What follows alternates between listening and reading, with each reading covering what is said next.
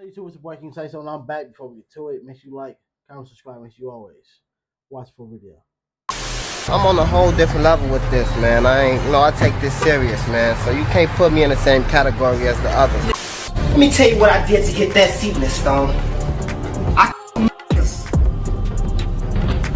innocent females. You feel me, man? I don't play no games. You feel me? I don't play no games, man. You know, I do this for real, bro. I don't got no problem with giving back, man. Kwame Wilson lost his mother to gun on November 14th. My mother, she was a neighborhood woman. A guy entered her home, you know, and murdered her, you know, just. So he decided to have his mother to get his hands on her insurance policy. On Friday, January 31st, Cook County Judge Stanley Sachs sentenced QC to 99 years in prison for hiring a hitman to do the job. Just interviewing inmate falls in a 10-10. Truest definition of a bum. Truest definition of a bum, bro. Take your mom out for her insurance money, bro. Your mama.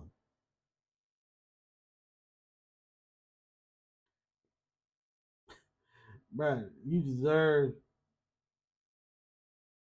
I can't even say because it's YouTube. Tier 3G, what's your name? Kwame Wilson. What's your ID number? 2013 1224 144. Hey yo squad, what's the drill? Back with another video, man. There's been some crazy stories about rappers, but this one is something not even seen in movies, much less real life. Chicago rapper Young QC wanted to run up a bag by any means necessary, even if it meant murking his own moms, and that's exactly what he did. You've seen many rappers crash out for the bag, but not like this, so you know I gotta break it down. So without further ado, let's skip the play and get down to business. Born Kwame Wilson of Chicago, he adopted the rap alias Young QC to try to leave his mark in the rap game and make it big to live the lavish life. The crazy thing is, he already had the lavish life. Going back to the days as a kid, Young QC lost his pops to the justice system after he was put away for life. According to the Chicago Tribune, his pops, Jeffrey Todd Wilson, was a notorious gang leader who was charged with a hit and aggravated arson in 1990 in an apartment fire that slayed 2 men. Police said the fire was started intentionally by Wilson and another gang member because a dope dealer who ran a house at 2662 West Monroe Street refused to pay a street tax of $500 to $1,000 a week. Now wanting her son to go down the path of the father, Young QC's mom, Yolanda Holmes, took on the strain of making sure she raised her son right. Putting in the work, she was able to give Young QC a better life, one where he didn't have to go anywhere near the streets. Anything bro wanted, he got. The freshest drop, money, jewelry, a job, expensive whips, name it, he got it, for sure. For his 16th birthday, she blessed him with a Mustang. Mom. See, for some people, to some people, they don't deserve that. He was better off being in the hood and then getting to this life. Because by him getting to already having his life handed to him, he think everything else is supposed to be handed to him. That's like, hey, most rich kids, most people who are well off, don't understand the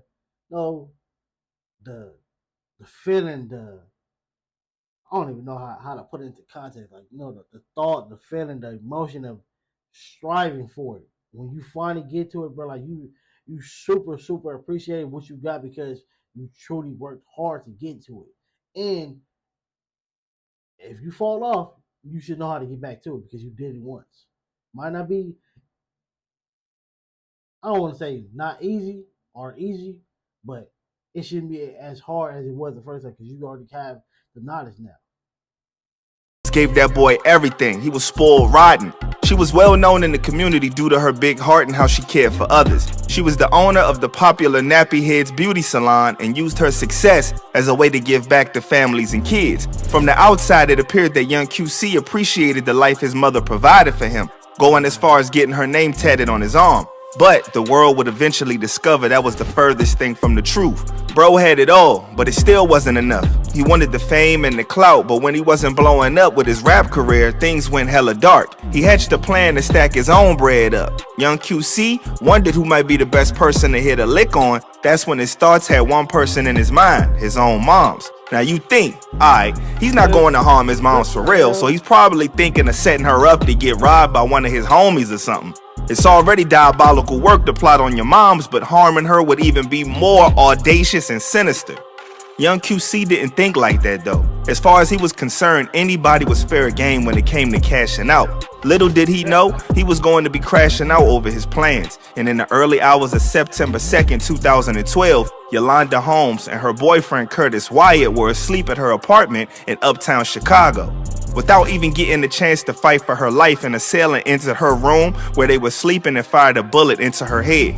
Jumping out of his sleep, Curtis engages the shooter and they got into a tussle. The shooter gets the upper hand and knocks him unconscious with a gun butt to the head. Then he turns his attention back to Yolanda, stabbing her multiple times to ensure her life was ended. By the time her boyfriend He's doing all that in jail, bro. He's gonna be doing. He's gonna like do that dance you was doing on the internet, little nigga. Do that dance, nigga. Do it right now. Oh my God, bro. Yeah. I hope they give you everything that you want, that you desire in jail, my boy. Because you deserve it. You deserve it. Curtis came to, the shooter had already dipped.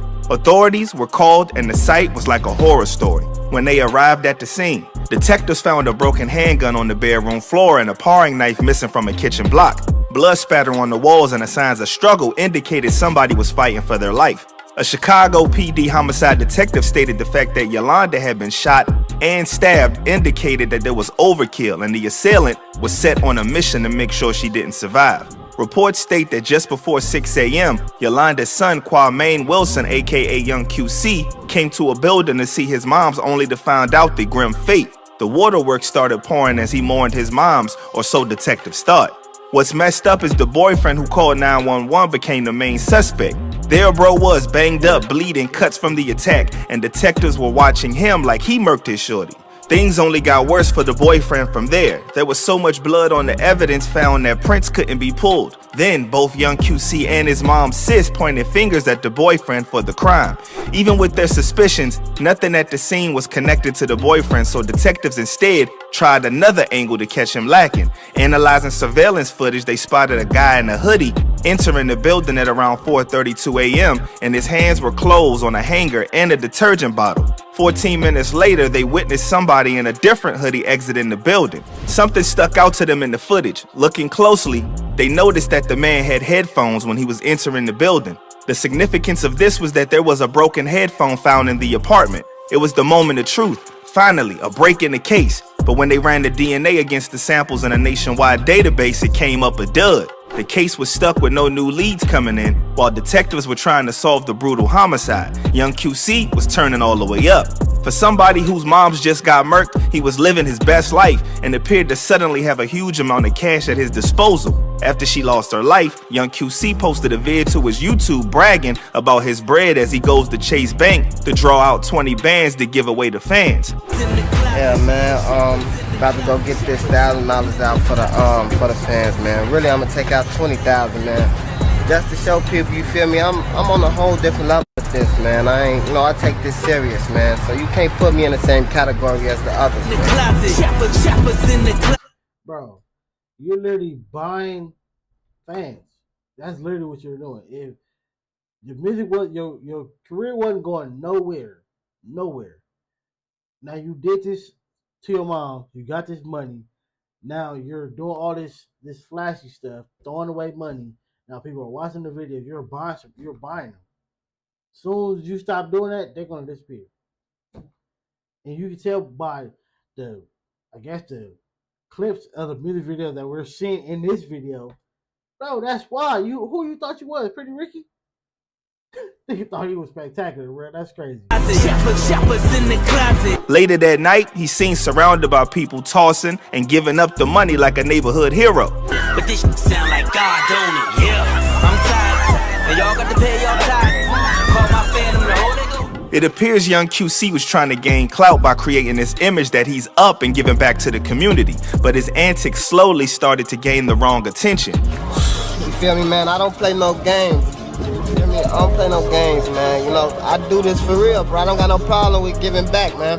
I'm the only one out here with a show that's actually giving back, you feel me? And I got proof to show it, you feel me? Shout out to this fan I'm finna go slide on, man. finna take care of you. Put choppers in the closet. Choppers in the closet. Young QC had a sudden surge of flex money. Bro withdrew upwards of $90K from his mom's account over the months and went on a spending spree buying new drip, new ice, even tricking out his whip. Put choppers in the closet. Choppers in the closet. Motherfucker, yo, word on the street. Turns out, bro got a huge bag from his mom's insurance and inheritance, and he wasn't even trying to hide it.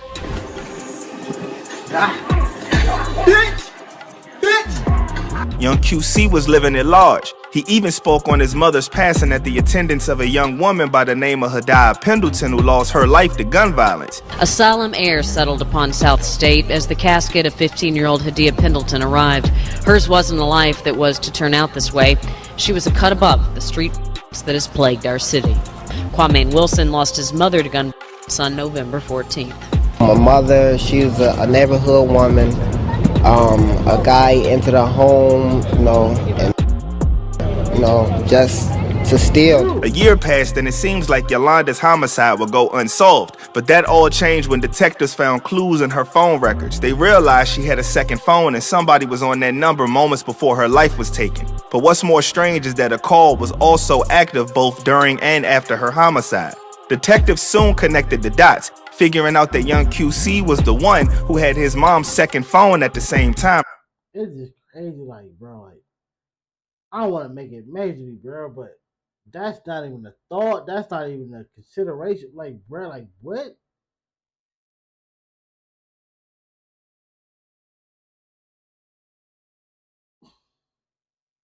Crash, dummy, idiot. You gotta just give him all type of names, bro. Like, what? Like, bro. She was murked. Further investigation led them to find the person he was speaking with was a guy by the name of Eugene Spencer. With the two new suspects now fully on their radar, young QC was tracked down by detectives on December 23rd, 2013 after they failed to get in touch with him. His plans began to crumble. Cops were pressing bro and eventually he gave up a story. Young QC admitted he knew Spencer and told him that it was meant to be a burglary. Spencer, on the other hand, was fumbling to find a proper alibi and tried to act like he was attacked by the assailant. Investigators realized Spencer was lying but was slowly breaking. His stories began changing every time. He claimed young QC sent him to Yolanda Holmes' apartment at 4 a.m. to drop off clothing. That's when he encountered a man he identified as an assailant and struggled with him. Initially, Spencer told detectives he only heard gunshots after the man ran into the bedroom and that he believed young QC had tried to set him up to also be killed. He then gave several different versions as detectives pressured him, stating that he dropped the gun and it went off. Then the gun went off as he grappled with the man. With a little more pressure, he spilled all the beans and the man told the truth, and it was wild. Spencer admitted to shooting Holmes and then stabbing her. The next part gets even more twisted. Spencer admitted the mastermind behind the entire thing was Yolanda's own son, young QC, and he promised to pay him a couple thousand for the hired hit on his mom's. Young QC provided him with the weapon and everything allegedly. Spencer claims young QC called his mom's 40 minutes before and told her that he was coming over, not knowing it was Spencer who she'd be letting in. He not only called before but stayed on the phone coaching Spencer to, and I quote, make sure that the B is gone. Investigators determined that's why Spencer stabbed Yolanda after shooting her in the head. Turns out the driver who drove Spencer to do the hit was none other than young QC's ex-shorty, Loriana Johnson. Yolanda knew these people and even posted a picture of them when they were together on her Facebook page. Sometimes it's the people closest to you for real. Most times. Bro, you had your girlfriend take the hitman to your mom's house. Condolences to this lady, man. Condolences, man. That's crazy.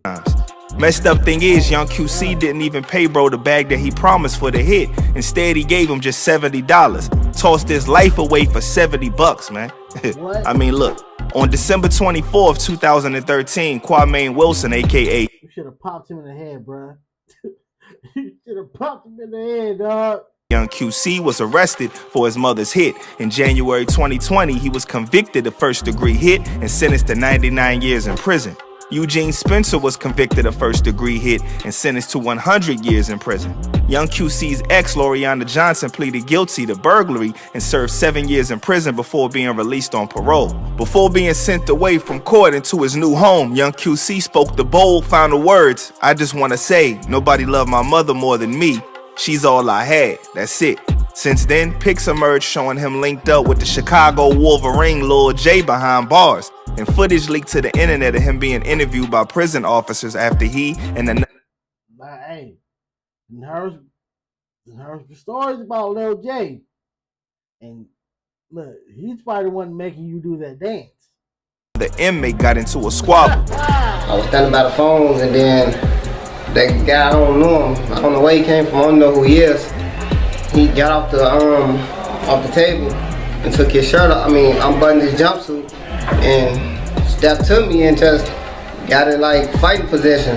I thought he was playing. I didn't know if he was for real or what. His mom's tried to do her best for him. In 2011, on a post on her Facebook account, she let out a cry for help saying, "My offspring is out of control. Please pray for me."